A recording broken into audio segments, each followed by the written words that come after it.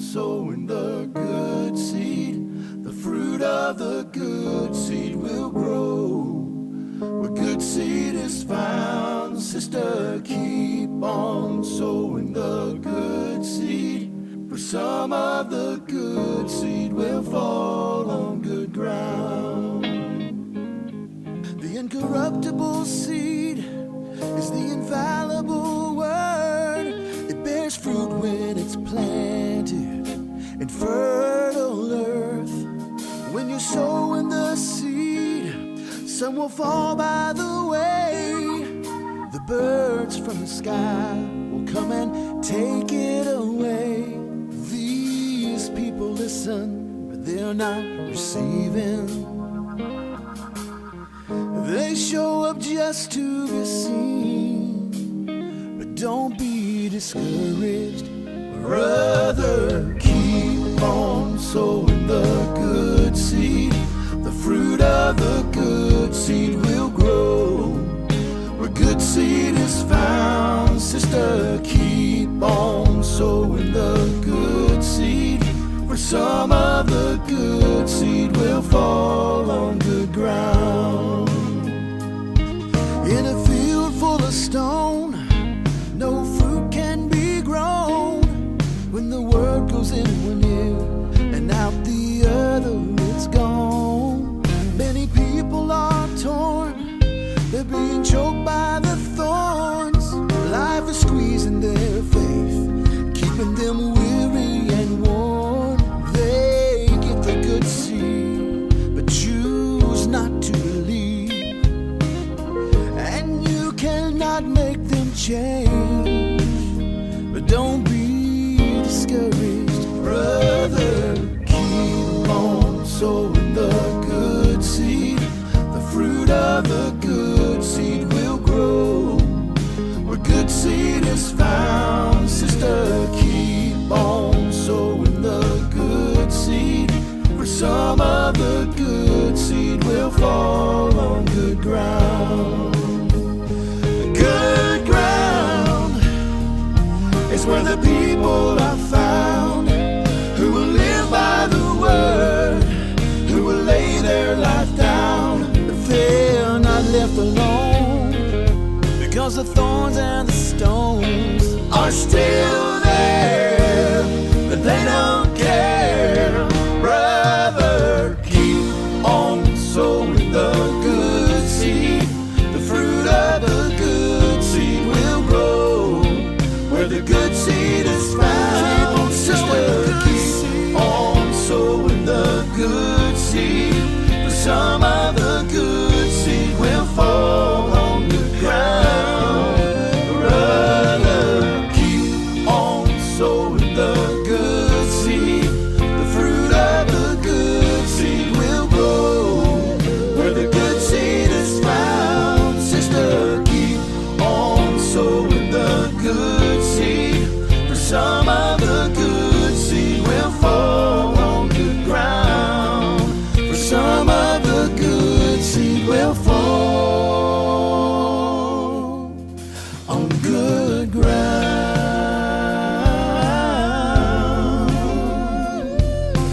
People keep on sowing the good seed.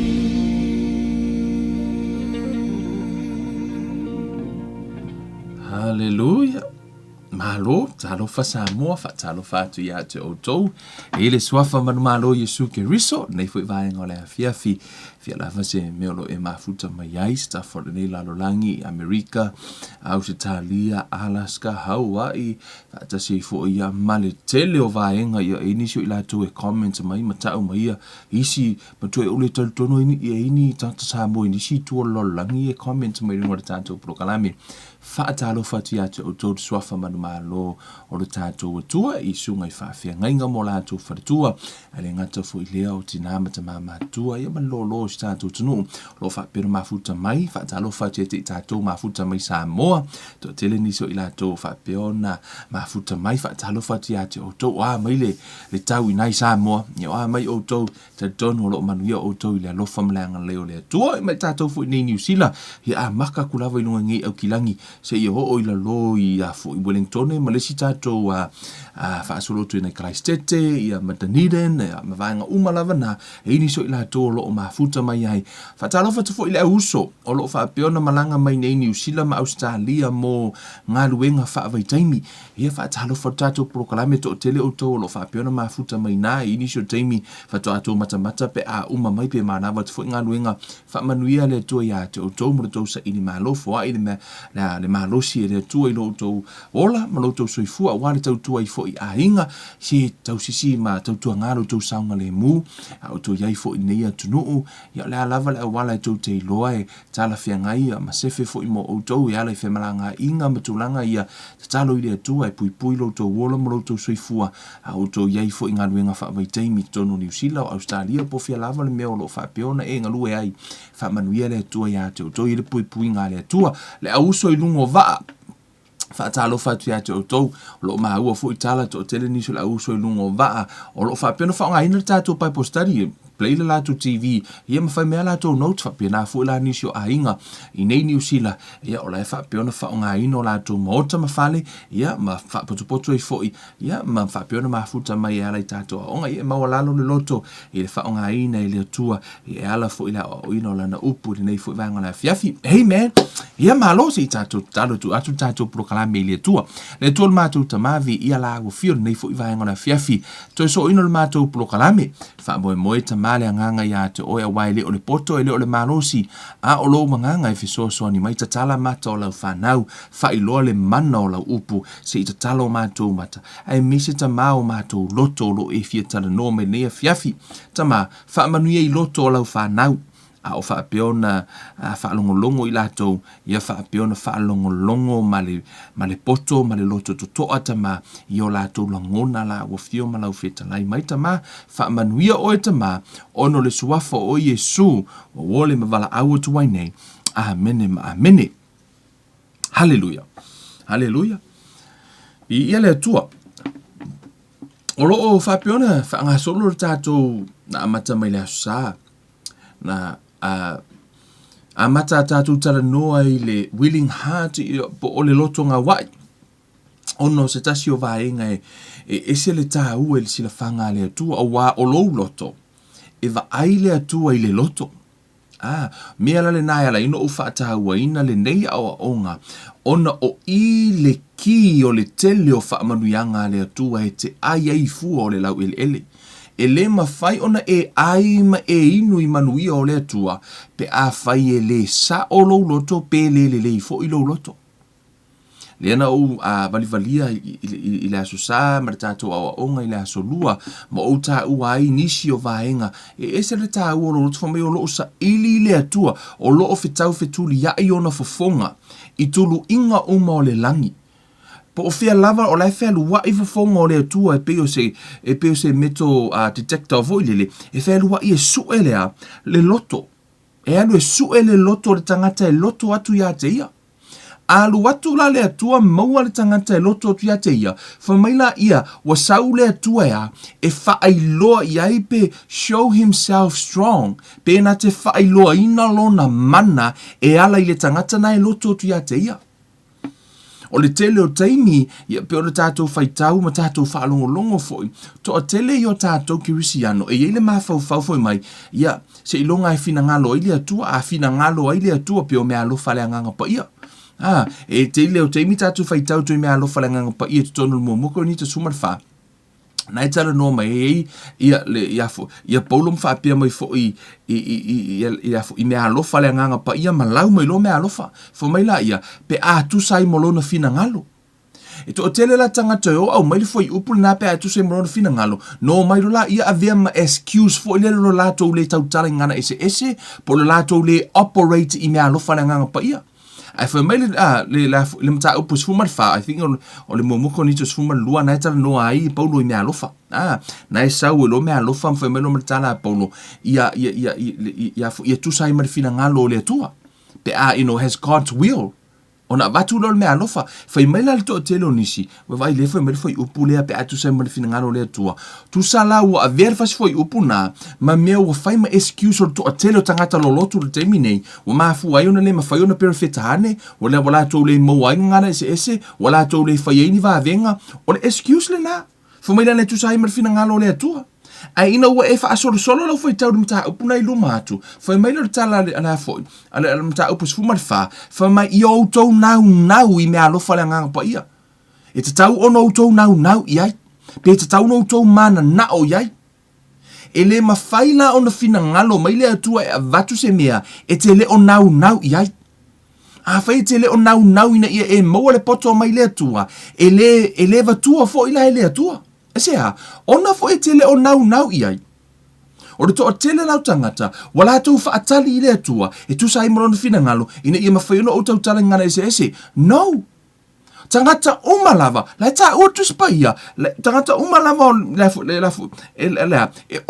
whailonga le na, o le papatisonga le nganga pa, e tau tala ngana ese. Au avea tangata ma excuse le whai upu le na. La to te lo ma ia pe atu sa marfina ngalo le atua. Ai isi foi upor tu spa ia na iluma atu. O la e fina ngalo ia le atua. Ai foi mai. O la e fe alu wa iona fofonga. Fe ta e su ele tangata e loto atu ia te ia. A ona e loto i le atua. Ona e maua lea. E maa fua la ona e le maua me alofa ma e le operate me alofa le nganga pa ia. Ona e te le o nau iai. Mea na fe mertala tu spa ia. E te tau no, mua ko ni to sumat fa, fa mua, fa ma yo tau nau iai. Yo tau nau i mea alofa fa aleanganga. Po o mea fa aleanganga. Desire, desire spiritual gift. Ai a fai ele o yeso no ta inga iai. Te le maua fo ila, awala te a ver fo upu i luma fai me excuse. Amen. Hallelujah. Tātou tara nofo, e se le tahua, ono laisa ili mai le atua i le loto, sau le atua, e va ai le atua i le loto, pe on tala noa le atua ia, vala au i le atua Samuelu e alue, va ai le tasio whanau o Yese, o le aia tō fia whai matupu. Ai laku ai sauru kama makua, whamarka mahalo Samuelu, no sauru ka ngaka wa ou maua i lumo, i ova wa ou maua tangatana, fina ngalo i le atua, me le atua, le ai, e lo le nā. Fa mai a ua fetalai mai ova ia Samuelu, a ua te wa ai lona tino, po ole maua lunga o lona tino, a wā ua o te ia te ia, a wā i le wa ai ova i peo le wa ai tangata, a wā i wa ai tangata i le tino, ai wa ai ova i le loto. O le loto la, e tā ua te le mea lai tupu to tono lo loto. Fa mai lo le tā la fata oto, fa mai, fata oto lua toru fitu, fa mai a wā e whaapei ona manatu o tangata i lona loto, ua whaapea lava o ia. O le a lava lo manatu i lo loto, a e manatu i lo loto a whaino le mea, o oio le tangata lelei, o oio le tangata lelei. A e manatu po le a lava le mea te whaia, a whai te avea te taulanga i le a fo, po sau foai, i a po se ngaluenga lelei te whaia, o le a lava le mea le mafu angana e whaia i lo loto. Pe no fai atu, to tele tangata o lai whai ngā ruenga le te minei, pe o la whai porokiki. E la to te whai ngā ruenga, e o le tele o ngā ruenga o te o whai atu o whai porokiki uma, no? O le to a tele o whai porokiki, la to te whai ngā ruenga, e le o se fina, e le o se loto le lei. La to te whai a ono lea, o le vai ngā tangata ono o mōmio ngā ruenga, mena e whai ngoa i o whai ngā whai porokiki, o ngā ruenga whai tō sina, campaign. Whai le me tō sina, me tangata ina ia vote. Not from the good heart. Ai ia whai o lea, ngā ruenga whai tō sina. Ina ia mawhai ona mōtu nanga lai mana oai. E tele i o mafu anga e whai ai e se tangata sa ngā ruenga. Tele, a ole loto la, sila i ale atua. Ai ala lano o nau i po o tu ina fo ele nganga o le atua nei mataha upu. The willing heart, ono o i o le atatala ina le atua, e sau e whaatau nuu, ona manuia ma whaatau nuu lona fina ngalo. Amen. Ai tātou tele i nei afi. Sa matata no masi mato ainga, mire le vatu fo ile nei. O tō mawhai e skaki tātou mata upu.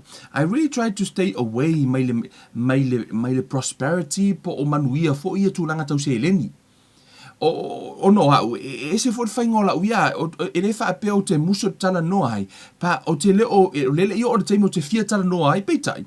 e whai atu a tātou awa onga, e pia ngās, e pia mā tele lava le ngā lua mai o le anganga o le atua i le vaenga le nā. I le giving, le fōai. Le leva tua ana nei, ai li amata tātou pokalami, ani awhari tu lai fitu, ai li walu rofa tātou pokalami. Te ua wala au mai se tasi o uso fo I ake riso, one of this good brother, ngā lue fo le mea. O le atali o le atua. Te ua wala au mai. O la fo mana o miere tūlanga, fesoasoani ta talo mo ia fo. Tūlanga tau tupe se imita some of his needs. Mea tā ua ai, o le au tā ua lai whai ungo o le tātou polokalami. Mo o tara no ai, pe a whai tu ue lea tua I lo loto. Se I ora le la foto a confirm I lo ana nei ate au. Le mafu anga nā lai ona tatai lava le nganga o le atua, le tātou o onga le tū lea. It's not for me, it's not for anybody, might be for you, but it's for someone else. Le la o loa nei, pe o toi wha mautu mai le atua nei, le mafua anga, nā lai ona tatai le tātou o onga le nganga o le atua, I le tū lea. O le ala tātou o wha moi le nganga o le atua, but I'm really sure, o lo o fiatara noa mai le atua I ati tātou I le loto tātou te whai eise mea, po le loto fo ai. O le afiafi le nei, just to get you prepared. O le afiafi le nei, well, I am willing, o lo iei lo loto te fo ai le uso lea, we give an offering, se tasi fo o mafiso soani le uso lea, sa wha pio na fiso soani ai. Pa o le teimi nei, he really want to be somewhere. O lai mana o mielo na alu ese mai le meo lo iai, e fia alu se no fuanga sefe mo ia. Like he really need help. Ai o se tasi o pa anga o lunga tātou polo kalame, and I really want to help him. Ese le mana o mio la u, for me, I'm willing. O leo te nau, o te fo ai, ia ai le inga ka kupe. Se so now, I also believe it is a good ground for all of us. Se umono utala no muni la ia, po le ala lava le mea e tu e le atua I lo loto, te so ani e si uso le o le utala noa a tire ima tala, pa peo no whai atu, wa maa fuona ngā ira tātou wa onga I le mea lea male, a sa o prepare lava, ai ese ale mea lau te mana o lau ke manga o lo mafau kia lesi piko, ai ese ale mea lai ave e le atua lo loto. Pi ave anga I foi upu I o tu spa ina ia ta pena ina loto tangata. A wale mere, a le whaka uroa ngei ale I wherka ko prokalami. O lo o iei se tasi o uso mana o mia se fisosoani. Mea lea nei, lono winga, fo me tupu wha tua tau longo a tonu o le mea tonu lava le nā. No, ele whapea a tonu, o le winga le nā, wala ina tatai e le nganga o le atua tātou le vahenga le a tātou oi. Amen. Hallelujah. Le tano mulmuri ai. Pa, i tonu o le tusia salamo. Hallelujah. E no to tele niso tangata a ona e masani lungol faingo o nga tātou prokalame. E tele lava na eva ai a ona utara no se mata upu. O te faitau ko kiki fa uma fa maka upu o foi upu ai tātou tano ai. E a foi no one of the reason for ilele se me tu ele tu loto. Ina ia no for le upu ale tu o tomi ate o wai it's gave me ngara fa akasianga e fa longo ngalo ia te o foi upu. Ai o lo fa alongo ai. E a matana e malama manofo I to tonu o lo loto. Amen. E pe ole la au voile le pe akipi ia sola ele na mako e mako ngoi ko mako mato ai ngel mato falua tele. E ila le la au ke le la vanga manga o se u inga mako ngu e ako e kai la lo faile la ko va. Ine o mato o la e kai la lo kamaling. Mateo tunga, o le tele I o isi la au funa li au tafaifo. Whainga kai la lor kamaringi. Ai mateo atu fo, e I mako ulu ngai au kafor kamaringi ke le Mato tele mana o la, e pa ure le afo. E pa ule, le kamaringi lungo mako ulu ki ule anga. E fo I mako koko, koko tolu mato whanua. Tu so le mato tama whai, e kale la au ia pa u tonu la vale la au le me alu I hai. E ila le vanga mako manga o fa pa uile la au. No matu atu la, yo le mea mua na mato whaia. Mato atu wha mama uma au tafa. Wha mama uma iska ma ila au nga inga ia mawhaina tu tasi ma ila la au kele le la maka ngufia ka ilalo. Ona tau mawhairo la ia. Ia tale la au ia pa u tonu lava le mea pa u iai. Awangi pa ulungo se falo se ainga, pa ulungo me koko, pe pa ulungo o a. E pe fa pe na fo ile upor tu spa, ia moto man tu fa matala tu spa ia tu sia a faila unga. O fea lava le me pa u ia ile ulu o le la au. O ina e ta ti ai o le tu spa ia. Wow, au fo na tipi le la au. E ka fo kipi la, o fea lava le me pa u ile la au, a fai pa u se sai. O inga lava ila ka ki ai. Mea le nai ale ni tā ua mene o a onga. Afo e tatau ona wha manatu to e tala noa va ai uma isi mata upu nei au tafa e tau mawhaia. Wha mamamua mua pe tala noa i mata upu na. E alo alua. Se i o ona na tū tasi mene mata upu. Ma e malama lamai. Oh, now I know. I understand now. Lono winga la o le mata upu la o le afo. O le mea la le ta o le willing heart. I to tonu al tuspa ia. E ke ka amilo. O le ke le o so si o le atua le tono mataha upu nei. O le mea fo ina ala iuna pe e repeater nisi o tātou mataha upu fo ilele. Sometimes you read a glofo me kala aliska ngaka, koe kalangoa me fo la fo upu kalangoa mea ngafi. That's not a willing heart. E tele o nau. O le willing heart, o tangata hea, expect. Lea, e nau e receive from God. Amen. Tato word fo upu le fo mai. Ua tu lei mai, lea fionga Yehova ilo ua lii, ia e nofo ilo i tūtau matau se ia o whaia he uaita i ate oe ma mea tu wai o vai. O le fesili, ua tau nuru whai upure nā. Yes, wauma. La ua whai, le teimire nei, o laua nofo Yesu i le i tūtau matau o le tamā. O le teimire nei, fua maila i ora mai, se ia o whaia he uaita i ate oe ma mea tu wai o vai.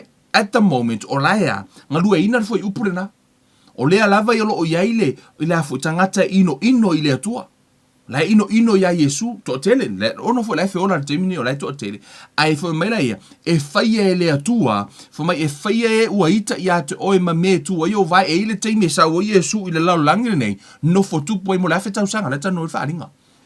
Le ra tatu no fo mai lai. E awina atu e Yehova lau to o malosi mai siona, ia pule oe i to tonu ia, to tonu oe ita i ate oe, e whaita ulanga ma le loto o tangata i le aso lou malosi, i au mea pa ia e matango fie mai le manava o le vave ao, e i ate oe le sau o lou tau lea lea.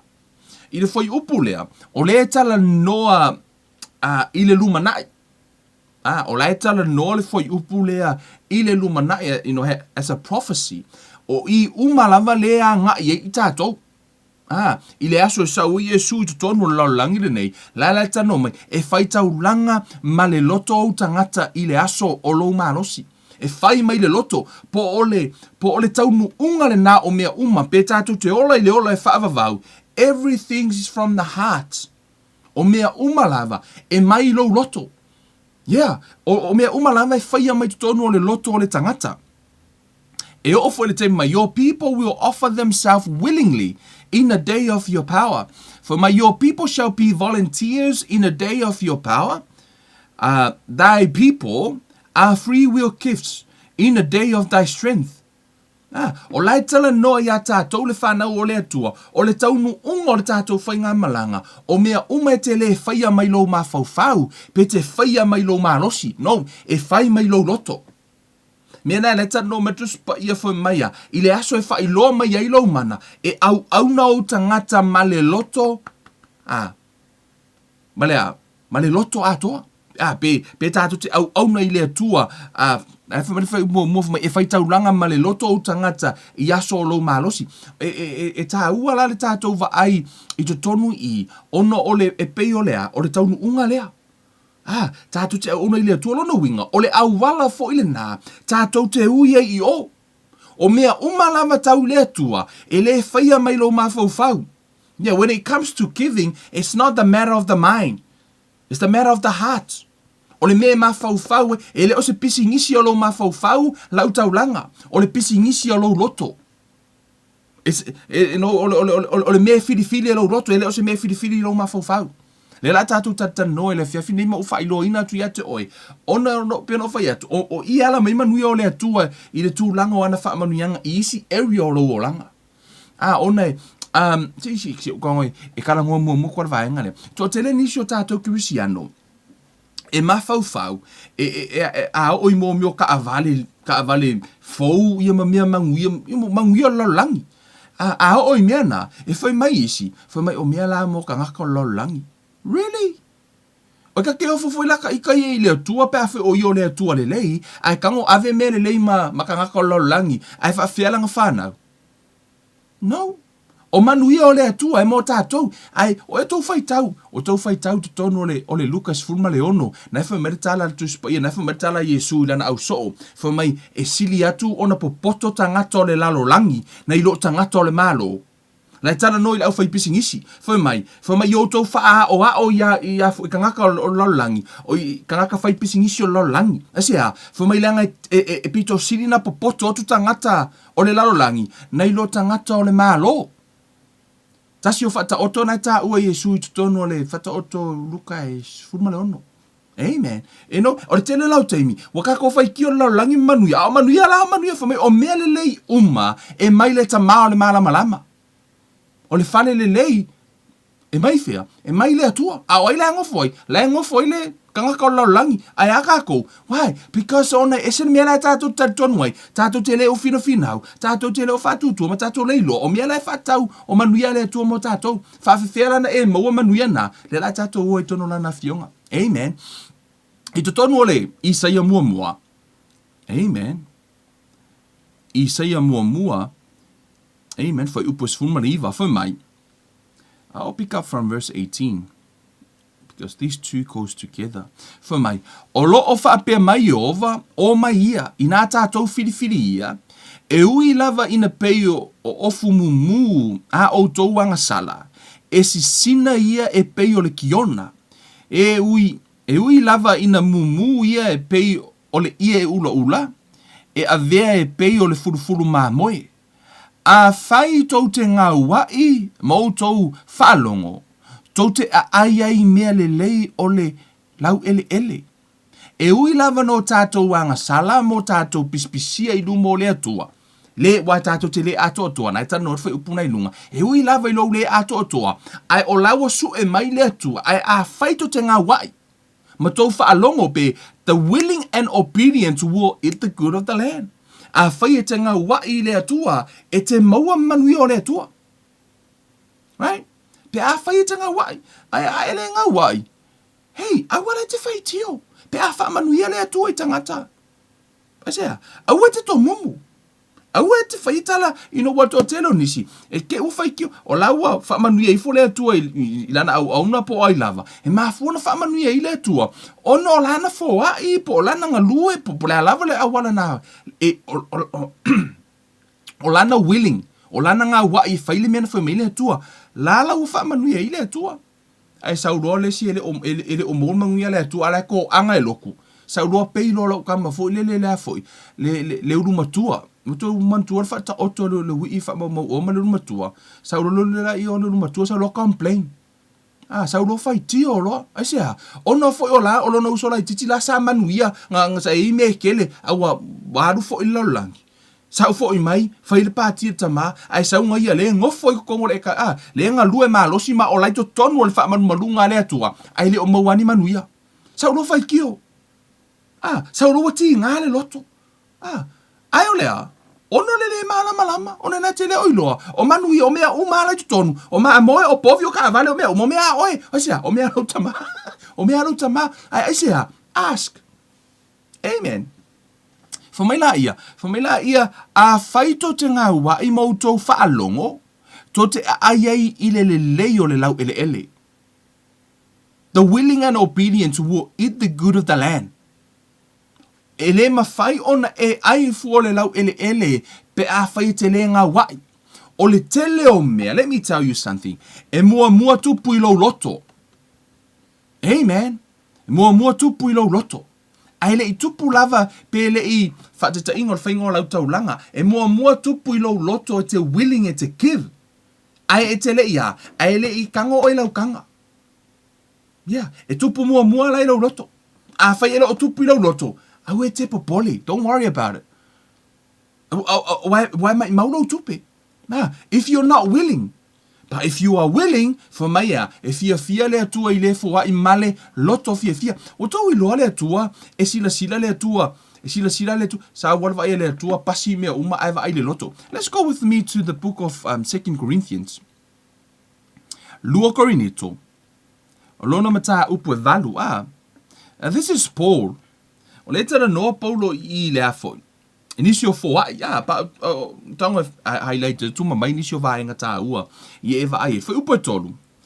O le moli mau Paulo I le foi upu tolu fo mai awa o te moli mau na la tou loto fua I ai e tusa I ala tou mea e sili foi I ala tou mea.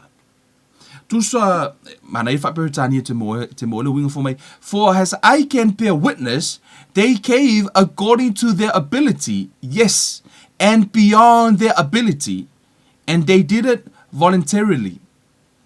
For mai o tangata ia Korinito, for mai o tangata I to tono la tau loto, o lana mana o tusa, they already willing in their heart. Na now yo la tau loto for what? Aele ia, for mai kuso au tanga toe upu se whate ta inga whai ngofie, a whai o tangata lau fisosoani, o lau fia fisosoani ei, I to tonu o la tau loto, a whai o tangata lemana o mia, for example, a wheta la, I to tonu o loto tangata nei, e I tangata o lau whai mai, sa nau e ave uma e la tau, sa ngau ngau kangaka ngaki avea uma le awhi ka la peitai, e le o au ilo na malosi, ai o le mea na ia mawhai, but the heart is willing. O le tala nā Paulo, whamai, o tangata nei, wanau nau e fōai e sili atu nei lo o mea nei o lato lima. That's a willing heart. Lai ngale lima ka la lai ko kongorkanga, a lai willing, ko ngā loto fōre whamai, mai mau pe anga se lau ka la ka fōai e ave na I afoi. E fisosoani le tangata, ai Paulo le mea wa o mawhaia. That is a heart, that is a willing heart. Right? E le whaapio o lo e le whaapio o lai fosi. No, o lai nau. O le winga na tala po mai awa o te moli mau mai I'm a witness. For mai no o moli mau na la tou loto fua I ai e tusa I ala tou mea e sili foi I ala tou mea. For ila I whaperitania, for as I can bear witness, they gave according to their ability, yes, and beyond their ability, and they did it. For me, olana o lato whaia. Whaia, beyond their ability. For me, let's for you before I bear witness that according to their ability, yes, and beyond their ability, they were freely willing. Na ave male loto ngā wai, ai le ngatala, e fōringa mai. O le tele o taimi, let me give you something. I to tonu o leo langa le nei. I am not saying e hafo ino le mea, wo to o tele tangata, wo la unga ina ia, la unga mai kupe kongo kanga kangaka. Yeah, that's one of the reason I like ona, o to o tele o nisi ala no, I remember one of my auntie, ele o sesi, one of the relative, oluna to olua. Oluna to olua, kei kongo le, ka pingi kalmalo, I can tell the story, because no one knows. O le se sonal mato fono, ho ile lea. Fono le ainga, ho ile ainga lau tele, ho ile extended family. Hey la le sio, auntie nga sio relative nga. O sio nga ainga le ko kongo le, ka pingi ka, ia, la sa umi whenga paroka. O wha longo kungo, kalango fo mai ia. Wha perkala fo finge lea mai ia. O leo wa, o whai aku o maka kalango misi o ko rua. Whai ke walu whenga paroka ngai ai le kumai. Ma sa ungi le sau ma ke o e afoi. E ave alu le ankus pa I al wha whai au. E no, e so swangi fo I kupe maua ma mea. So lo ngofo lo le ngā so fo le no. I ke mi ngā yaso ngā wala ke lai kiki fo le. O wha pe so le. E se fo I ma fo ngi ka ngakari. Kusa e pei o se. E pei o e la ungar kala le su e mea. Ia ngā or kala ngā. Sometimes we learn things from our journey. Right? Hallelujah. I want it to, or the telo me to put tato wola. He o ina tato. I want it to but I'm no fa long way. No fa long way. Ya sola ola kiki for my ear. Kika ko for mo felo ko ru ale ko ma lo fenga paloka. Mama le makio la ola ka ola kuspo e lo kule. Me la ka fa ko le so makio la kuspo e a fo ino le me. Ko anga inga ia mo se ka le si e ka usia ma fa pe ko ainga ia so le makwale au ngā iar kala lenga leo e whakau wale Yesu. Anyways, mai lai, o le whai upu le se fulu. Tato skipi la fo mai. O te whai atu la umanatu ia te outou, i le nei mea, a wā e au ngā le nei mea ia te outou, o e na muai a mataina e le na ona foai, a ua loto fo i ai talu le tausanga ua mawai. Amen. E le tauna ona e ave. Ma i mau pe a whai tauna ona e ave le tupe. No, mai mau. Whamai, awana i tauna ona e ave. Taimi mua, lai ta noa pauro i lunga atu, le taulanga na whai mua na whamai ai. Whamai, o ia na moli mau, na fōha i tangata nei, man, ele i whaatau ana uina, but they're willing to give more than they have. Na matua i nau lava e fōa i, e sili atu le mea a le loto langa iei. Mai mau pe anga whaapeo kea. O e mawhainga o kusia sisia ki ke le lava e ave whau ngā ruenga le tua, pe ave la umisionga, pe ave i, o lana matua i nau te le nau ngai lona loto. Ai sala i titi tupene o lato, ai whamela po, no o mori mau le lato fōa i. They give more than they have, more than their ability. Whamaila i rwhai upulea, matala paulo, o te whai atu la o manatu ia te outou i le nei mea, a wā e au ngā le nei mea ia te outou, o e na mua i a mataina, e le na ona whai, a ua lafo foi i ai talu le tausanga ua mawai. A mataina, e le ona whai, a ua loto foi i ai, talu le tausanga ua mawai. Lai ta no i lunga atu. Whamaila i ole nei foi, ia outou wha uma ona whai, wha pei ona outou fia i le loto i ai, ia wha pea foi ona outou whaia i mea ua ia te outou. Whama ia outou whaia, ma ia outou loto i ai mare fia, a ia whaia tusa ma mea na ia te outou. Au e kauma whaia se mea ele o ia te oe. Whamatala tus pa ia fo mai mutua fo to ina fo lena aisi lena aisi no mole o la fo fa polonga e whamatala petelu o le aulo male a riolo ia te ma ua ai o le mea ia te ma ua mate avatu ele ma fai ona e avese mea ele o ia te oe ele ma fai ona e whamakeva kuar se lau kala ai le o ia se lau kala a fa lima su senga ngai konga lau kanga o lo loto ke ma avese lau kala fai walava lima susengi au ale mai mau alo kaimi e ko ya lufo ya ko la umenga o stress ko kelo kangaka wa afu ko ma fai kuri le mea ele o ilo na malos fa mai le tala por fo mai ole nei foi ia o tou fa uma ona fai fa pe ona o tou fia i le loto i ai ia fa pe fo ona o tou fai i mea o ya te o tou mea na ya te o tou te fai o le tala no le taulanga fai mai le mea na ia te outou. Amen. Whamera whai upos furmalua, a wā a whai ua iai le loto fia, e tali le leia lea. E maa fuana whai mai le tala a paulo, e whai mai le mea na ia te outou, ina ia fia outou loto. Ona foi o le atua wa ai le loto. Whamera le tala a paulo, whamai a o ina fia lo loto, ona talia leo lau taulanga. Ai ona e whaia I lungo o lau ia tātou to tira o taimi, o tala noa turawa. Ai ua le whaia leo se kauwanga. Yes, e leo le te leo le tupe te whoai. No. It's not the amount. It's your heart. O tō I loa le whawhine fo le nai tā utono le luka. Nai tā utono le luka le lafo. Le whawhine le no atu tangata e whoai e whoai ala tō tupe. Ai te ua sama vale kwa le finge le la ko e fo ilang kupe e vala au foi oi tono ma reko. Amen, let's go there. Amen. Ma reko no mata upu e. Ma reko no mata upu sfuma lua. Foi upu fata si ana il fafa. Foi mai. Sa no fo Yesu e fe ngai male me te wai tupe. O si le fia foi e ia le vau tangata o lafo tupe.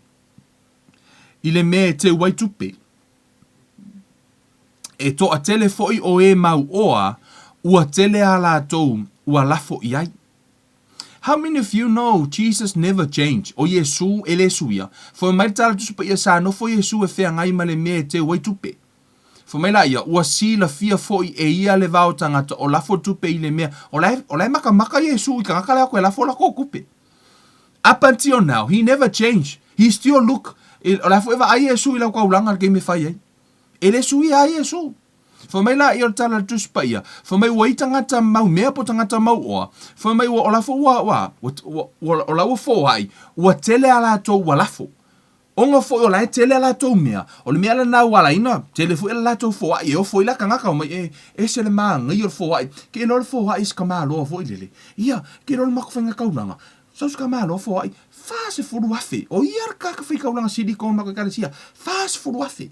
I le fast food wafen na, ai fast food miliona lan tupela e no foi kong le account, o le winga lan na, e te le le tatu wa ai pito, e mafua no fo ai te le, o ne te le tupela e no foi tua. Na e te le lan income, o le winga na tala Yesu, o laua fo ai e tusa male tele o lato mea.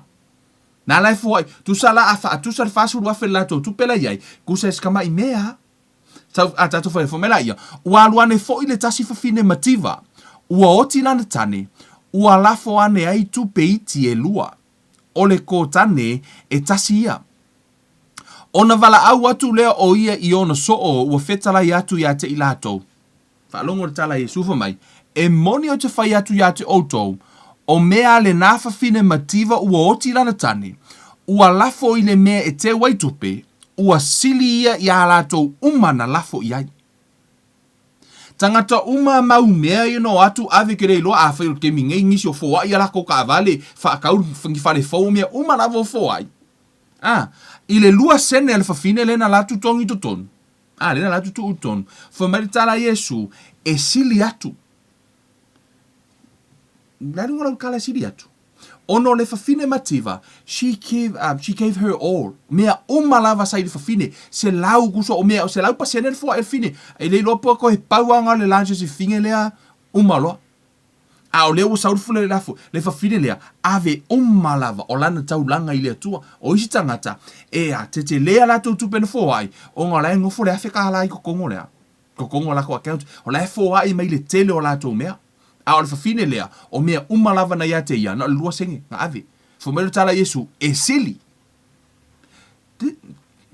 How many of you know Jesus is also listening right now? O le ia Yesu mea nei, o le fwoi whafonga Yesu, o ana whetala inga ia. Mea leo te whai atu ai, o le mea ia te oe. E va ai Yesu, pe va ai le atua i lou loto. Mea o mea uma, tau te iloa, o lou loto, e whaamasino ina ai, o i mea te whai. Te lo tau i le langi. Tau te iloa mea umalamba na tau whaira ta noi paulo. Whai mai e susunuina uma tātou ngā ruenga, po a ngā ruenga e sau. Wa umalamba ngā ruenga na e whaia mai lau loto. O ngā ruenga na e sau. O ngā ruenga na e totoe, po ngā ruenga na o lau tau ile na. O ngā ruenga umalamba na e whaia mai ilo manao i iloa o e tangata, ma ngā ruenga na e whaia ina i alu ilungo lau ingoa malau iloa. O ngā ruenga umalamba na e whaia, e le i whaia mai lau loto, e mu uma ele eiso taui. Yeah. Na e mato i manino whaamtala ina e paulo. O le mele na e tau ai, o mea umai te whaia i le atua. Te whai mai lau loto ono le atua e sila i le loto. Whai mai la ia, ona wala au atu lea o ia, oi, whai upo e whawha, a wā oi lato uma, ua lato lafo nisi mea mai a lato mea ua tele, a o ia ua mativa, ua ia lafo ana mea uma sa ia te ia, o ana mea uma e ola ai. Amen. O mea uma lava sa ile whawhine na o le lua sene. A o isi tangata, e kele ala kou mea ngalafo, ono lai tele ala tō mea a o le whawhine, na o le lua sene o mea uma ia sa ile whawhine, na ia ave o lana tōna, homere tara Isu, e siri le whawhine lea. Siri, pero whai atu, e lewa ai lea tua i lo loto. No. O ia afo, e lewa ai lea tua i afo, i lo lima ma le tupela i lunga. No. He look at your heart. E wa ai lea tua i lo loto. Sila lea tua i le loto e te whai hai se mea. E tā uala, the winning heart. Po le loto e ngā wai. O tō mana tua foi Abraham, the story about Abraham. Ina ua alu Abraham e avelo nā tali, ina te moton kene se lusu lua 1-19. Whapupu le story. Le nā whai lea tua ia Abraham. Sa we ofo mai lo wa tali o isa ako. Na tō tasiano nā tali, fuma ino wola i lunga le maunga. Fuma i watu. Alwa kwa Abraham ku ulonga kali i lunga mai fai fafia ma mea umalava fusi makor kama kangola ngafi he was willing ana le vave mai le angelu. O lala kango Abrahamo ya, e fasioti lona tari. I le loto Abrahamo, o laua ngau wa ilo na loto, e usita ile atua. Mole o koe popole Abrahamo si mea paule mea, wa, o laua willing Abrahamo, e whaile tau langa, but I really want you to see, i to tono ile tala i tono e Peru, the willing heart, i to tono le tala e Peru fe upu e, sultasi fe upu sumar fitu, si tatu wa ailinga ngana tuspa ia. Whai mai, o le whaatua na whaitau langa i Abrahamo ia isa ako. By faith, Abraham, when he was put to the test, while the testing of his faith was still in progress, had already brought Isaac for an offering. Wa umana ia whaia, tu sa e maole me fo ilele, ile va aia le atua, ele i fasiotia Abrahamo isa ako I lona lima. Ai to tono lona loto, o laua umana ia fasiotia po wa umana ia afoi, wa umana ia whaia le taulanga I to tono lona loto. That's what it means. By faith, Abraham, when he was tested, offer up Isaac. O laua umana ia whaia le taulanga. Na whai mai whea. Aren tātou wa aiele I whaia le taulanga a Abrahamo. O lana tā ofi mai le atua. A o to tonu o lona loto. I lona wha atua tua. I le wa aiele atua. O laua umana ia whaia le taulanga. Se va aila ia. O le te lei o le me whaia lo loto. E le o iei lo malosi. E tupu mua I to tonu o lo loto. Yeah. E tupu mua I to tonu o lo loto. Tā ua ia o lo loto. To ole tu sia Filemoni. O te ilo Filemoni ele I whai kaua ele sika ngakar ko sia Filemoni. Filemoni ele, between Titus and Hebrew. O ngā la vele I o ele hailai tol kuspa I ales. Tono, o tala le a Paulo le, tātou whai tau learn something from here. So mele tala Filemoni. O le nei, o tala le a Paulo le ave ia Filemoni. O le ave ia Filemoni, e whaatau le tangata le ilungo Onesemo, o le wingo le ingo Onesemo, o le tangata ao ngā. O le wingo nao longa ingo, ai mana tua autou, o Onesemo sa au nei tangata lo Filemoni, ona sola le Onesemo, e le lope lan mafuanga, le lope ngā alu Onesemo manga oingi kupe, pos ka ngaka nga wha malolo, pe ngā sola pe ngā alu ese leanga mai lalo Filemoni, le tangata le Onesemo, o lea lau sa Onesemo le wa maua, laua ia Paulo, o lea lau wa maua ke riso ia po wa whaonga hina Onesemo, o lea lau wa tusi on ia fo, ia Paulo, ia Filemoni. Ina ia toe talia tangata leo ai foi. O Onesemo, o le winga lana, o mafua angana tusi a Filemoni. O le tusi ei Paulo. E vakus kamo Onesemo. E toe talia o ia. E le lopo a lavangi mea se po angi mea nganga oima mea uma sa tupu. O leo wale leile kama, o leo how many of you know that's a really good loto fo ile le a foi wal waku se singa ya o fo ile le uma iko ke wa va ai ko fa fo ile o nganga le lai fa le fa Paulo I fa tato fa longo le tala a Paulo through the Holy Spirit for mine ole nei e ui lava ina ua ia te ha ule pule lava mai a ke ruso e polo a ia tua ia te oi I mea e tatau for mer tala Paulo o la ia te ia le pule o no Filemoni sa e peo sesi o lai lalo va inga Paulo for mer tala Paulo e ui lava o le ia te ha ule le ia tatau e ma fa ino o fa ia le mea lea e ma whaino o poloa ia tu ia te oe, le mea e tatau o na whai. Ai whamari tala Paulo, ai o te ai o iatu ono le alofa. O au nei lava, o Paulo le toe ina, o le ua no tia nei foi ono o Yesu Keriso. Whamai, o te ai o iatu. E le o whaape o fosia e Paulo. No. Whamari tala Paulo, e ui lava o lai e la ua ia tatau, e ma whaino o poloa ia tu ia te oe, whaile mea lea. Ai le ai o te ai o yatu ia te oi. There is a way. No ia e Paulo. Ta te orfa upus full total to skip the for mai. No o loto ina ia ta ofi pe ia te ia mate no nofo. Lai ta no ia Onesemo. For mai. No o loto ina ia ta ofi pe ia te ia mate no nofo mahau. Ina ia whai mo usui na te au na mai ia te au I o uno no tanga ono o le tala le lei. O te le fia whaia se mea e tasi pe a le tō mai sau pule. Ina ne I peio se mea ua whaatua nau ina ne i pei o se mea ua whaatau ana wina louanga le lei mai, a ia whaia ma le loto. O whaalongo le mele nau nau i Paulo. Whai mai le tala a Paulo, o leo te mana o e nofo si kamo o le semo matea, fe so soani mai a tau, ai o te ai o yatu oi, ina ia awana i whaatau ana wina, ai ia e whaia mai i lou loto. From your heart. Right? Au mai lou loto. Ona e loe Paulo, so se mea lava e whai i le atua, e le whai e whaatau ana wina, e whai mai le loto. Yes. E whai mai le loto. This is one of the things I like to tell niso i lātou. Ina wa amata tātou pulokalame lea. Sa i niso i lātou, e whai la upai postari pe whai la maftanga, i le ko akele, ngar ko se fulu e mātou, not 10, no, pe kar ko avalu e mākou. E whai ala mātou, koru kau sanga o whan mako pai postari, ngar ko a wha mākou. 3 years, ngar ko a wha mākou mako pai postari, every Sunday. Whan mako pai postari, ngar ko a wha. So, anu mako pai postari o vera ngai ya gaming e pera ko fiku mako so fitu mato te mine. O la wa fa manuia le tua ko fiku at the moment e mato o te le o tala i tua le mato maftanga o no lai se me fo le tu e le tu le loto o le mera utopu. To o tele ni so ila to wo mai fo ile la no mai e fia mafuta ma le mato maftanga peitai. O lai nga lulu e isi e kale sia. Right? Ya te aula ia e le mawhai ono au mai au tau tutonu ala o maftanga. Ala tu te nganu lua isi e kale sia. O wa o tu so ala wa o whawe sia tino ke riso. That way foi. It's one of the things, it's tauna matala I foi tai tātou whai whi au. Au ngau ngu mela. Au ngau le mela nei. E tino so I fua malolo ino tino ke riso. Ia ale whio, I fui kangaka so le ele fai whaakari ko hunga o mea uma ai. Whetui foi, alo wingo alau tala. Everything's from the heart. Make sure, ona sa o loto.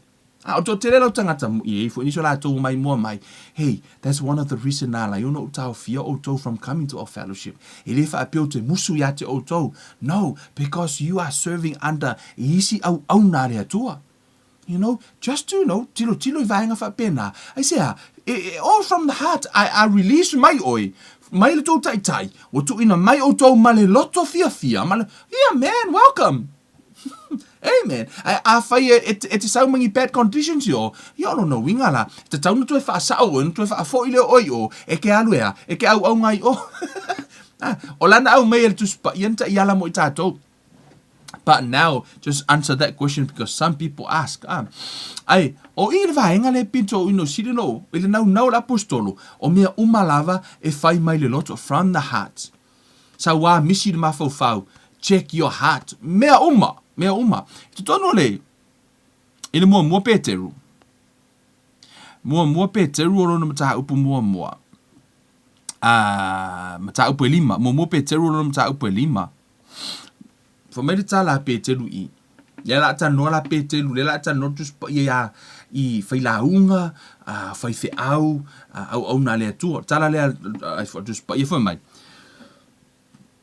O te ai o yatu I toia ina, o yatu o tou. O au fo I o le toia ina, male moli mau I ti ngā o ke riso. Ma le ua tofu sia whaatasi le manuia o le a whaali mai. Ia o tou leo I le lafu ma moea le atua, o yate o tou. Ia tausi I ai ma le loto. Ai le o le whaataua na wina. Aua foine I whaia ma le fia whai o loa, a o le loto fia. Sio kango koe highlight mo le whai upulea. O le whai upulea, wha le fia ke le isi whai la unga le whai upulea. Nanga pe e mafuona le fia ai. O nga isi vaenga na tono especially tangata e se sele motive ala. Ina alu e tala, I le tala lei. Me se tangata e se sele mafuanga e ala I pe o le sikakanga linga whai mai. Le si whawhinga ngā mako ainga. Ia malona masiona ainga. Misi mai loe kreo. Wha mai loe o le angus pa ia se o whaithi au e kausira au le kale sia. Wrong motive. Whaapea uia o lai tala ula. But no, she was serious. Na makuai uma o ku ola fu ko karkalango ile si aso. The same plan. Wrong motive. Yeah. So, for me to tell to spy Ia o tou, leo I le lafu mamoe le tano ia tātou au nā lea tua. Whai mai, o ia te o tou, ia tausi I ai male loto. Shepherd the flock of God which is among you, serving as overseers, not by compulsions, but willingly. Male loto ngā wai. Ia nau, e te leo e leo mai mauro te mai, not for dishonest gain, but equally. Let me tell you, o te le whapeo te whaaleanga e ona le tua, but we all know, I also know, I te tonu lava o loo lange, wa over aitangata, they preach money, out of people's pocket. E pau ale mea nau ai, it's so sad, but it's happening. E ile si aso o ana nei, na toi whamanatu na o mea I le tua ia nei te au nofo I. There was someone, in the past, e stangata fo I lele, na ia au mea se mea alofa ia te au. Au mai le mea alofa ia te au. Sa whapeono, o let's take me sa message mai fo le tangata lea fo ino le mea, ask for prayer, for healing and all those things, fo I lele au ana nei, lai whaia au studies ane, e pio toi whamanatu me le tua ia te au le mea le nā. No one can buy healing.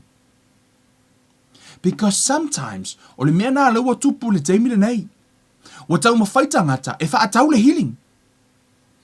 If you want to give the money because you want me to pray for your healing, that is wrong. Awana e au mea se tupe, e ongolo whaapea, inga ia o kakalo kuai, inga ia e malolo. No, healing is free.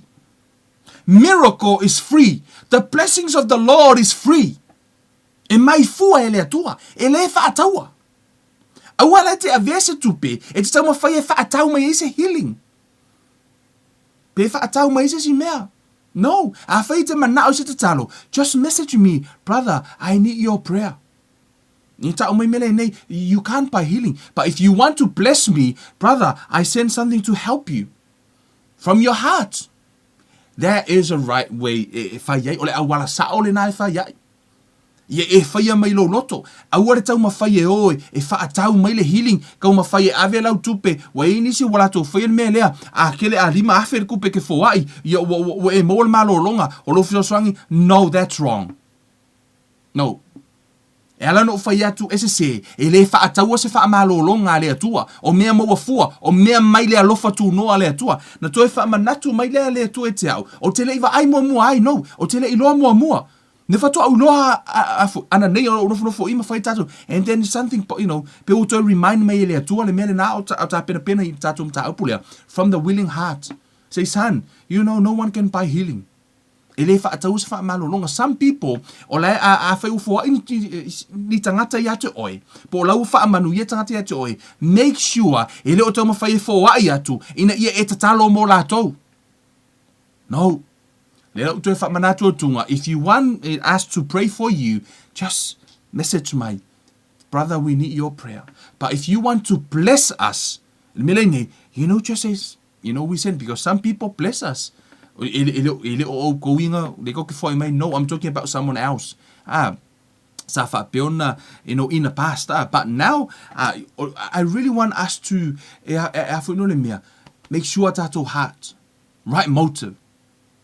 Sa o le loto tātou te whai ai se mea, e le o le whaatau ana wina. Tātou fo au na lea tua. Aura kau ma whai e launga, ma wha umi le launga. Inga ia ke le ses furua ipe ke le kau langa e maua. No, the people, they are not our source. God is our source. O le tātou ngā luenga, o le whawhanga ma look after.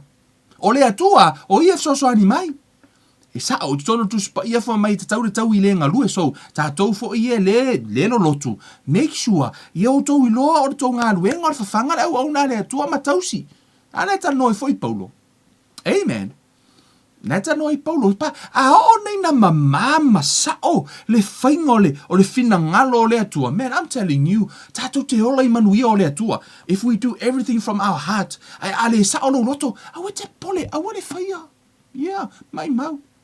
Ai o noa na sao lo loto, man. Fai mai lo loto. fai mai lo loto ato. I know some of you guys that you are willing to, partner with KLM because when I told mana nao, because I believe in sowing and reaping. Famunianga le tua o lo lu malo foai. I'm telling you, I'm a sower.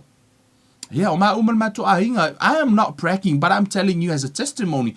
O le maolanga, o ma ua tangata foai. Yeah, o le lava ki nganga me a o lo na mua lo loto. A o na tupu le alofa I lo loto. E nau lo loto e faise mea. Sea, pe a mua le alofa. Fo mai alofa I le atua, alofa I tangata, ale eiso alofa. E ki le fia foai fo. Ai a o na e alofa I le atua. O le lava le tangata te tau o tua o mana o miesef sosoani. E oso lo fia alofa. E oso le alofa I lo loto asea. Because God is love. E teise le atua, pe e teise le tangata o le lalolangi, le alofa o le atua through you. Yeah, e le fa pe saule akua ngofo ma no, e saule atua u ia tu ia te oi. E la ngona la ele si tangata le atua ona o oi. For my skama lango o mo mani me le no wonder lango tangata o la alofa I le atua. Amen. E fo ia vi inga I le atua. But I really want all of us, same thing. Everything e te faya mai I lo loto. Check your heart. O lo loto. E whaamasino ina I lo tau I le ungo le larolangi, ma le ungo mea uma. E whaamasino ina oe I ngā ruenga na e whaia mai I lo loto. Ono o le atua, e sila le atua I le loto e te whaia I se ngā ruenga. Ato atu le lua, I le lua Timoteo, lua Korinito. O lona mtaha upu e iwa. Wha upu e ono marifitu. Wha mai, a o lau le nei e whai atu. O le ua I titi ana saito e lulu, e titi fo I ana sele mai. A o le ua tele ana e lulu, e tele fo I ana e sele mai. Ia taito o tasi ma fo wa I e pei ona fili I lona loto. Not your mind. For my, as he willing in his heart, to tonu lo, your heart. E te fili lai lo, o le me fia lo loto. For my, aua maleti ngā, aua fo'i mane whaatau ana wina, e te iloa, e le teimi e te avea I se tupe, te langona le leile ti ngā lo loto ono wa te le se tupe we avea, right? Yeah, just knock your head, you know what I'm talking about. Just say yes, I know it. Yeah, o sea, e le teimi ke avea se me, angai lua au le avea, wa ti ngā lo loto. Po se lava, po se vai ngā avea, mai mauli se e vai le avea, mai mauli ofu. Angai loa au ke le avea, wa ti ngā. Fo mele tala tusu pa ia, awa. Paule me tue tango tue fai, koe kango koe tuno loto fa a willing. Ono lau fo ai, fo mele tala tusu pa ia, ma fo ai pei ona fili lona loto, awa male tinga, ai wei loa tinga, awa fo a ia. No, awa. Fo mele ia, awa fo I male faata wana wina, awa le fosia maia. Awa le I kupe kangaka, sorry, ala a fosi mai ala, mea ngā wa loan, I kangaka makikere ala ko loan, o ngā olea, liki ngā le I kupe kangaka, ale a fosi mai a. Awa le whaata wana wina. E le whaata wana wina mea ale atua. No. So o seisi lave anything, let me tell you something, anything e whaata wana, it's not of God. Yes, I will say it is demonic. Yeah, it is demonic. Because o le atua, e le whaatau ana wi, wa tele na tau leanga ina le atua, ona ua fosi mea le atua.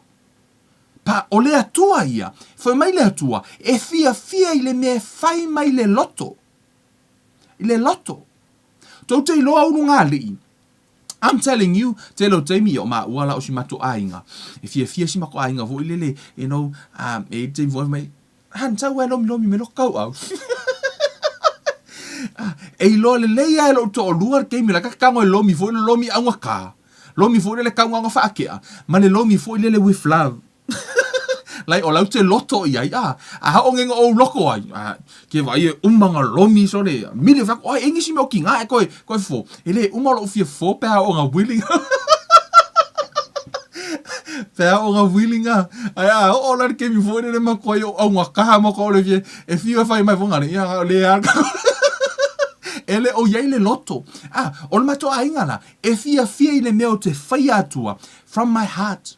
Ele mana o se meo ke lako e kaunga o ngā whai.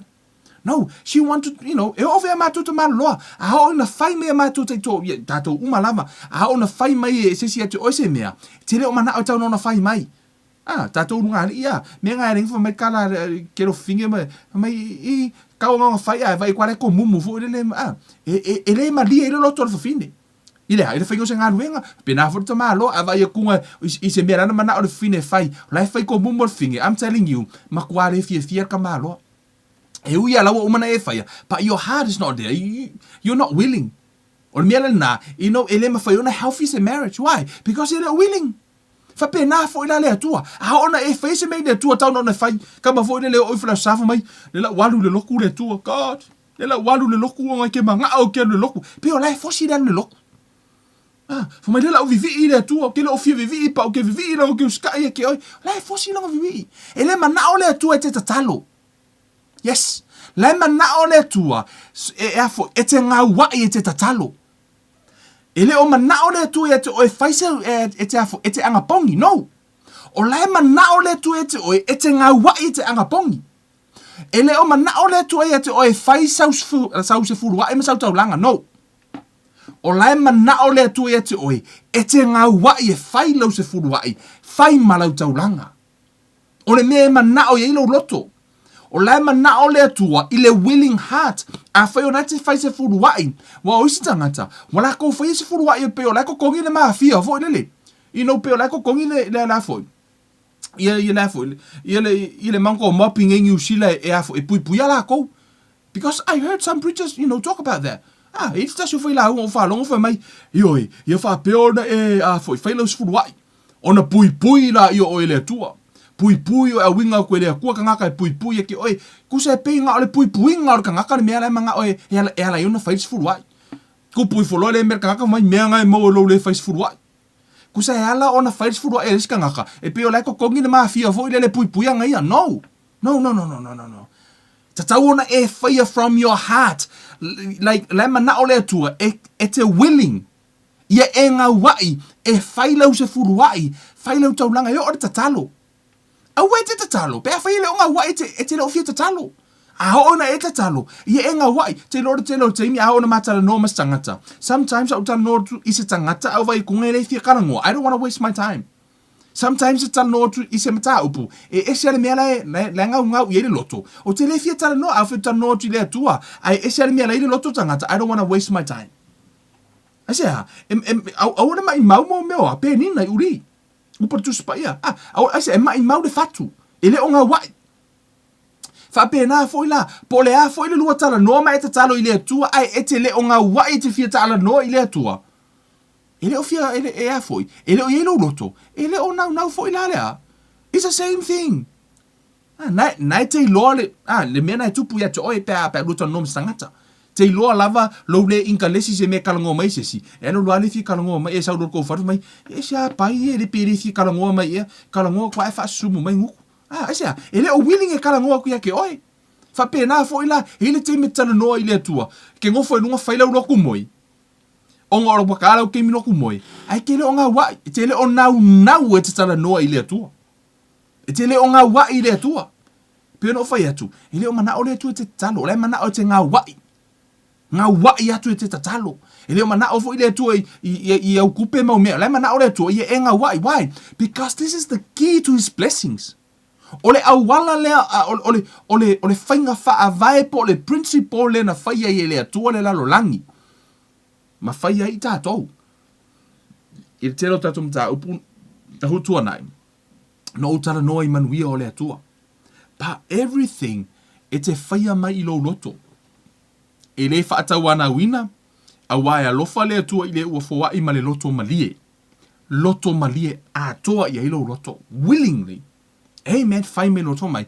E ma whai fo I le atua, o na whaafau ate o tou o mea a lofa uma. O loo whaalawa ina I aso uma. O mea uma I ate o tou I mea uma lava. Ina ia whaulai ate o tou o ngā ruenga lelei uma. Pei ona tūsia, o ia whaasala wina ana mea. O ia avatu I e matitiva. E tu maula na mi o tonu e whaavau. Amen. O tau I loa, o le nau ta inga leo le atua, e le tau I o afoi, o lau fōai. ele ngato nai tala no wa foi upe ono nai tala no fo mai a o la ule nei fai atu o le ua titi ana saito e lulu e titi fo iana sele e se ale me wala ina au mai le saito le fatu e fai ma faata ita inga e lulu wa o saito a lulu e to e fua mai a la tala no I me tau tupe me tau fo ai. Why? Because giving is sowing. O le principle te lulu ona e sele lea. Amen. Hallelujah. Pe no fai atu. E ese ale mea sa ye lo uia mafau e anga ye le tatou tatanoanga ai tatai lava I le anganga o le atua tatou I le vaenga le o le giving. E tutusa le mata upu lea. Mata upu mai ngo kalango ai faith tang lot of other topics. Wa istangata e kalangolo I me kaukupe foi mai ia la fu maka kalango mai kupe. But they never talk like that. Ke mi ngo kalango I maka upu le faith. Kalango isi maka upu. Ele yo o ya sala to ma fofongali ngama ko fia I kalango I maka upu nga ai lo ke alo tupe. Foi mai ia la fu maka kalango I kupe. E sala to mindset. The heart is not willing, but it's in the Bible. Ele fia manuia. Hey, ele o se mea fai nga ia. So now o le ana nei le fiafi peno ta ura amatanga there is a ground o lo iai le ele ia po o se tasi foi o lo fa peo o na mana o mia le so swani sa fa peo no so ta I mai tau ele I so ena tele o iloa le o fa ia mere le fiafi nei no e se ale mena vidi me si so le tau ma fa so mai il tulanga le matatalo I foi ke lo kala foi le foi menga o fa yaku e kalo fa skama ai le ise me e avatu o le ale wingo na lo fa right. A o tātou o tino ke riso, lewa e whaalongolongo, I le upo le atua, if you want to sow, a whaia te fia lulu I sia uso. You know, for us, we already sow our seed, o no mā te donu mā ua ia I principle tu spaia. Ai o loo mana o mia o le aso to ona I nei, e mana o mia si uso leo na malanga e se mai le meo loo iai, o loo mana o mia o stamalai, o loo iai le tūlanga e whaongare Rio Chea, o loo fia tutongi tūlanga Rio Chea, whaatasi fo ima stasi o ana whaatau, mani mea kokongilonga whale for a month, o no le malanga I Hawaii, ai o si uso e whaongare skruda fo I le whaerua iai, o lala e mana o mia I ele wheso soani, ele whaina whainga ruenga pa, o le mele tātou tino ke riso. You know, aua te whaitio pe a whai ele o iai sau e foai. Ai, wa o whao ngā ina lungo le nei platform ma lungo le o le tātou polo kalame. O te, a watu ai su tātou watunu u ia ma tātou. O lo mafuta mai. O le au le tā ua le sua fole uso o nei. O na o hawa I lor vahenga na. But I'm telling you, o lo sila le atua, o a umani te leni mani tupe o le auto wanga le leiai. Pe auto fia foai mo le uso. E alu umalava I ora tātou uso le tātou e leise me nofo ia ma ua ni whaapia fo I sesi ia wa fo wa mai kupe avi o that is a ground le la ato tō le tātou fatu I oe lulu wai avi o si uso lea e avi o e whaamanuia le atua ia te ia e alofa le atua I lana whanau te no le upa tu spa ia fo mai ia e whai I le isi e pei ona e mana o e whai fo ia te oe. Right? For mai e whai e lisi tangata, e pei ona e mana o e whai lisi ia te oi. A whai te mana o e lulu atu se tangata ia te oi lo o langa I me tau tupe. Ma whai, e tango fo I lai whai lisi. Asia, it's a principle to spa ia. Yeah, I'm telling you, you know, if you know me, I know how, you know, I'm a sober. O tangata tonu le principle, but I also see the fruit. No one can tell me ele work. Yeah, le mas tangata foi mai te au Kevin, ele work le meka os furuai, ele work le meka or furuai. No, I already eat the good of the land. Wo ai le o lau ele, wo ai le wha maoni o le atua. But I also give you the opportunity. E te soa I le uso. O lewa, o te, lo iai niso vaenga, e fia mana o mia malanga ese le asto na I nei, a whai o nai ei lo loto. O le a o le tu ua tunga la wa county lunga I, there is a reason why, pa o lea whai o nai o tu ele tu loto. Message mai runga tātou messenger. Te so ta I mai, po le ale au wale me whaina a whai nei New Zealand, me whaina matu le account, a whai o America, you know, we can give you guys the PayPal account.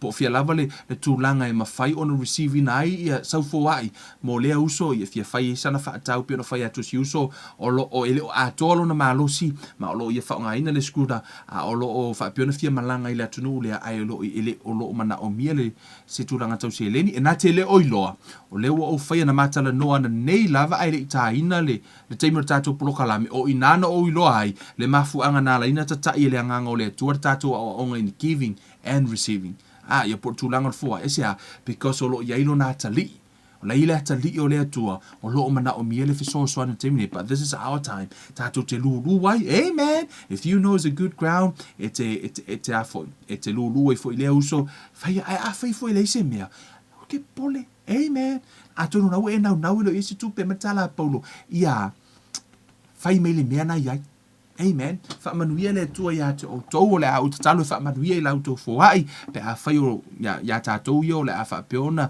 na fo ifia lulu isi uso so tai mai pe vala au me fo tatou numero lo lunga tatou page ia pole ase au wala me fai no o me lau so swani ia mo sia uso ai le malanga ese la stona o lo i Las Vegas ia so tai mai ia ona la fo le tu pepe fo ona fa tino ina mo e ma o nei la oferta talo le tol matou te mafa manuia I lau whanau fa manuia o latou ainga fa manuia o latou loto o afo I taulanga o le a latou whaia tama o le tupe o le a latou fo hai e molo wa tali o le na sulu mai tama o e te alofa I lau whanau to tele I latou tama o lo vala aua tu ia te oe tama but you are looking for a willing heart o lo esa ili seisi e nau e te ngalue mai aima esa ili seisi e ngau wai e ngā wai atu ia te oe alofa e fo wai.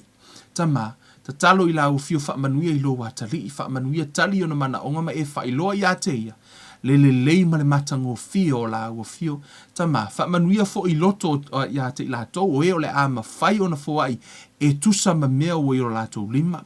Wha manuia fo ia te I la tau o e wa le ma whai o na fo wai. Mo se ava noa la tau te fo ai ai tama nga lue lo wanganga ia ave I latou o nisi e hui e tuai o wha manuianga I le lalo langi uma tama wha o ngā ina e la o fio I mātou uma so o se awala e te nga lue mai ai ia wha apiona ngā wa ia tu mātou loto tama awa o lo esa ili e su ele loto e nau atu ia te oe te wha o ngā ina ma wha ai loa I ai lo ma tautia tama wha a fo I le vi inga I la o fio ono le sua fo o Yesu ke riso ia e fo ai ia te latou e tusa ma latou fo ai tama tau ia te latou ono le sua fo o Yesu o le mavala au tu ai nei amene haleluya haleluya ia o le tulanga na o le tatou plokalame ne fiafi Samoa sio ainga pele ia ke riso ia fa aftai fo mo le fa avanoina o tono lo mota mo lo lawa ia pe no ta ua a fai te fia so swani fo ia I si uso na fa peona so tai mai ia na te peona o fai atu e le I vala au mesi uso ono se tūlanga wha apea. Ne mele wo fai nei au le mea wo tu ele atu e lo loto peona o fai atu e sa fai lava awa onga e pe wa tatai lava le anganga o le atua I le ia tātou awa onga but there is a reason le fatua uloa nei lava ina toi titi lava ka le valu ia a whaikako Bible study ai vala au mesi uso lea now I know ia mea nā utu ina atu I lava noa ia ti tātou ia a whai te fia fua I fo I lea uso ia ma lulu fo I se fatu ia te o lea lava le meo I lo lima ka la lua ka la kol ka la if you willing to give mai le me fia I lo loto a whai leo fia lo loto I le lima sfu ka la hey alu I lalo sfu ka la yeah, I feel suka like if I don't quite fia. Go down to $5. Yeah, alu lalo. Don't worry, alu lalo. So if you feel no loto, amen. Mo wala me fia no loto. Na e fo hai lola if so tai meditato message. Yeah, e tu sa male tu lang ola fo hai. Ai fia ave la stona. Ne ai fia ave I think ave mai ala nga kau nga ave ile o me la stona. E fia malanga si uso lea, ai whaftai tele, whaftai Samoa, whaftai sio ainga pele, ia ke riso o tō umala volo mafuta mai whaftai mo le whaava no ina o lo mota mlo lao e watu ele tau tua mle au nangare ke o le em. Ia e o tu fum tātou tatanoa wai tupul whaatua tua tau longolongo, wana o se tau mawhainga vai lo o tau whai tua ina ia mawhai o tātou wola, wha manuia hina I lo mo lea tua, pia no whai atua manuia o lea tua wo umana saa mai. O umana ia wha manuia te tātou, pau lava tātou me whai, o le ngā wai mausitai, ona e aile I fua le lau ele. So willing and obedience, is the good of the land. Wha manuia le tua ia te o tau, wha manuia I mea umalava la tātou tālo whaiu, le tua mātou tamā, wha manuia le malolonga le mātou tunu neia fiafi, wha foi le vi inga I la o fio, ono le suafa o Yesu Keriso, o le mamala au tuai nei, amene ma amene. O tātou proklame nasa mo tātou tue whailoa i le aso sa tātou sauninga lotu, whaasoro ina pēr tātou o onga, ia whaatou whanongolongo fōi ma wha moe le nganga o le tua, po le ase me tala no mai the willing heart. A whai te usu le tau lotu, le aso sa, a le whailau kaulanga, make sure, hey, check your heart. Amen. A ore fosia oe, a ia whai mai lau loto. Fōi vi inga ia Yesu, ono, wa neia fiafi, Kevin River neia lofa tele mo oe, whaasoi fuaia.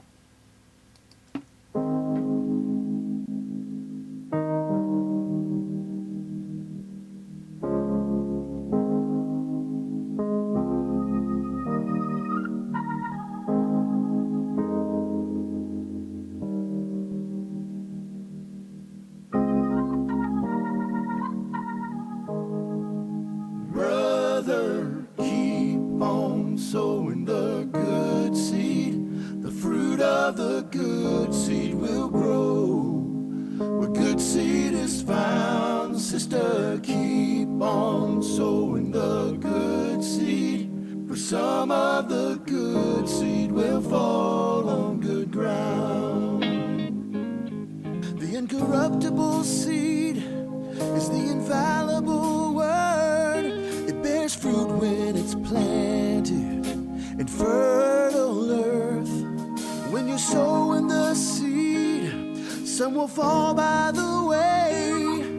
The birds from the sky will come and take it away. These people listen, but they're not receiving.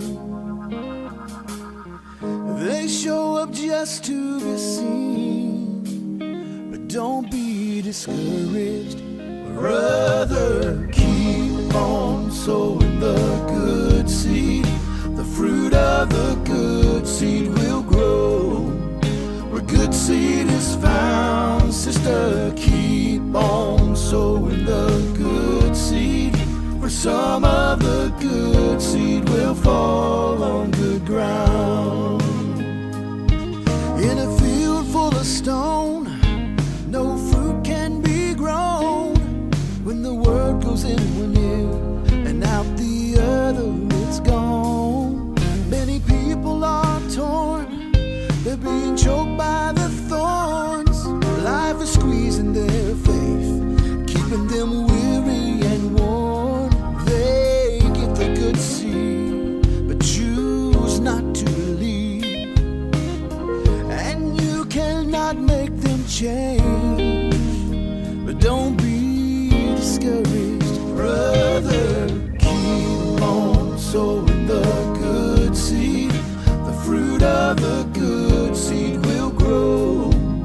Where good seed is found, sister, keep on sowing the good seed. For some of the good seed will fall on good ground.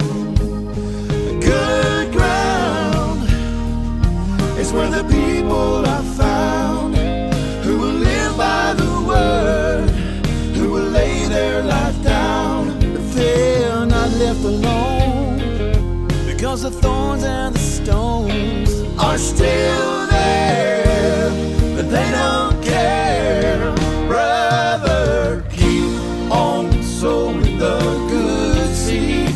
The fruit of the good seed will grow. Where the good seed is found, sister, keep on sowing the good seed. For some of the good seed will fall on good ground. Brother, keep on sowing the good seed. The fruit of the good seed will grow. Where the good seed is found, sister, keep on sowing the good seed. For some of the good seed will fall on good ground. For some of the good seed will fall on good ground.